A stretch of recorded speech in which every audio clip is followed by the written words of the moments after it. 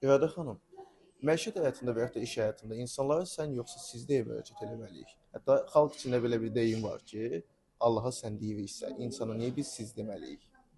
Bunu məndən çox soruşurlar, ona görə mütləq cavab verməliyəm. Birincisi, siz etiket qaydasıdır. Mütləq müraciətdə, xüsusən tanımadığınız adamlara və biznes mühitinə, rəhbər şəxslərə siz deməyə öyrəşin. Hətta mən rəhbər şəxslərə, xüsusən bu çizginin altını çəkirəm, rəhbər şəxslər öz işçilərinə siz desə daha yaxşı olar. Çünki sən müəyyən müddətdən sonra o qədər aradan o bariyeri götürür, rəsmiliyi azaldır ki, səmimi münasibət sonra sizi incidə bilər. Birincisi, siz deyəndə həm ona hörmət eləmiş olursunuz, yəni işçinizə, həm də arada bir bariyer qoyursunuz ki, sizinlə axıra qədər səmimi olmasın. Və bir də gəldik məişət həyatına. Allahla insan münasibəti çox intimdir. Allahın bir sözü var müqəddəs kitablarda. Mən sizə şah damarınızdan yaxınam, yəni atamızdan, anamızdan da yaxındır. O bizim özümüz kimi, içimizdə olan duyduğumuz bir varlıq kimi qəbul eləmişik. Ona görə də Allahla münasibətləri, insanla münasibətləri qarışdırmayın. Onlar çox səmimidirlər.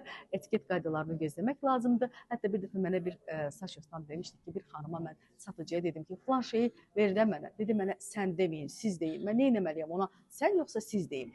O zaman mən həmən sözü təkrar elədim. O daha çox bariyer qoyur. Siz deyəndə o da özünü məsuliyyətli hiss edir. Siz demək gözəldir.